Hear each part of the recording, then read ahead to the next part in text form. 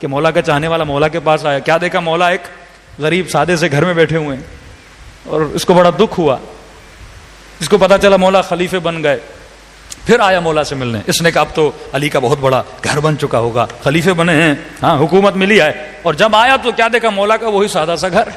کہنے لگا یا علی یہ کیا ماجرا ہے, میں تو بڑی تمنا لے کر آیا تھا آپ کا بڑا سا گھر ہوگا اور ہم بھی لوگوں کو کہیں کہ ہاں بھائی ہمارے مولا کا بھی بہت بڑا بڑا گھر ہے, بڑے بڑے محل ہیں. جس طرح شام والے کہتے ہیں کہ ہمارے امیر کے بڑے بڑے محل ہیں, تو امام نے کہا میرا بھی محل ہے. اس نے کہا اچھا یا علی تو تھوڑا دور بنا کے رکھا ہے آپ نے. ہاں لوگ رکھتے ہیں نا اپنے فارم ہاؤس باہر باہر. تو امام نے کہا ہاں میرا بھی بڑا محل ہے, آؤ تجھے لے چلوں دکھاؤں. مولا اس کو لے گئے, بڑی خوشی کے ساتھ گیا کہ مولا بڑا محل دکھائیں گے. اور علی قبرستان کے اندر داخل ہو گئے. کہ السلام علیکم یا اہل الدیار, اے قبروں میں سونے والے تجھ پر علی کا سلام ہو. بس فرق یہ ہے تم تھوڑا جلدی علی سے چلے گئے, علی بھی تھوڑی دیر کے بعد تیرے ساتھ آ کر ملے گا. کہ یا علی یہ کیا ماجرا ہے, میں تو محل دیکھنے آیا, آپ قبرستان لے کر آئے.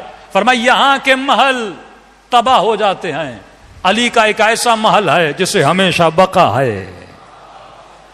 فرمایا محل ایسی جگہ پہ بنا جو ہمیشہ باقی رہے, جہاں پہ تو ہمیشہ رہے. بہترین گھر بنائے گا, بھائی کتنے سال رہے گا؟ 60 سال 70 سال, پھر بچوں کا, پھر ان کے بچوں کا. تیرا تو رہا نہیں نا, منتقل ہو جاتا ہے. لیکن امام نے فرمایا اگر علی کا محل دیکھنا ہے تو ذرا موت کو آنے دے اور جنت میں آ کر علی کا مکان دیکھ لے. صلوات پڑھے محمد و آل محمد.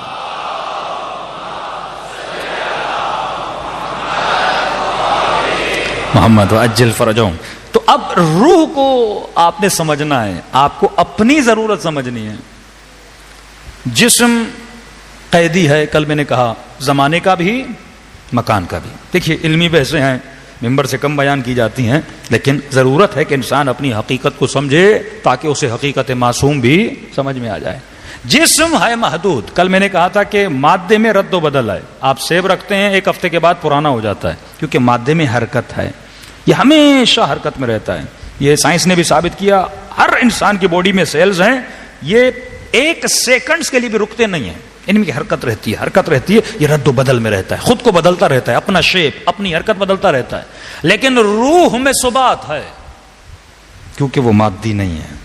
اس کی دلیل یہ ہے کہ اچانک بچوں نے آپ کو کہا کہ بابا آپ کا برتھ ڈے مناتے ہیں, اور کیک لایا گیا اور کیک پہ لگا ہوا تھا 42 ایئرس. آپ نے کہا وہ 42 ایئرس کا میں ہو گیا اور پتہ ہی نہیں چلا, 30 سال کا ہو گیا پتہ ہی نہیں چلا. اگر آپ 70 کے بھی ہو جاؤ گے نا, آپ کو پتہ نہیں لگے گا. کیوں نہیں لگے گا؟ کیونکہ روح ویسی کی ویسی رہتی ہے. یہ آپ کو نظر آتا ہے صاحب بوڑھے ہو گئے ہیں, لیکن اس سے پوچھو وہ کہتا ہے میں تو ویسے کا ویسا ہی ہوں. جیسا میں 20 سال کا تھا, جیسے میں 5 سال کا تھا. آپ اپنی ذات کے اندر کوئی فرق محسوس نہیں کرتے. معلومات بڑھتی ہیں لیکن روح محسوس نہیں کرتی میں بوڑھی ہو گئی ہوں. ہاں چلنے میں تکلیف ہوتی ہے کیونکہ جسم بوڑھا ہو گیا ہے. روح کبھی بوڑھی نہیں ہوتی, روح ویسی کی ویسی رہتی ہے, کیونکہ روح مادی نہیں ہے. روح میں رد و بدل نہیں ہے. روح یہاں کی مخلوق نہیں ہے, روح وہاں کی مخلوق ہے. اور علماء مثال ایسے دیتے ہیں جس طرح بال کو زمین پہ پھینکتے ہو نا, پھر کہاں جاتا ہے؟ واپس جاتا ہے. تو روح کو اللہ نے زمین پہ بھیجا, جہاں کی ہے پھر زمین پہ لگ کے کہاں چلی جاتی ہے؟ یہاں رہ ہی نہیں سکتی, کیونکہ وہ یہاں کی مخلوق ہے ہی نہیں, وہ اوپر کی مخلوق ہے. تو انسان تیری حقیقت مادہ نہیں ہے, مادہ محدود ہے. روح میں رد و بدل نہیں ہے, روح میں ثبات ہے, روح کو بقا ہے. تو جب تمہاری چھوٹی سی روح کو بقا ہے تو خدا کو کتنی بقا ہوگی, اہل بیت کو کتنی بقا. روح کی پرواز بہت بلند, جسم محدود ہے, یہاں چلے گا وہاں جائے گا, لیکن روح سیکنڈز میں ہزاروں میلوں کا سفر کر سکتی ہے. لیکن کب کرے گی؟ جب تو اپنے جسم کی قید سے خود کو آزاد کرے.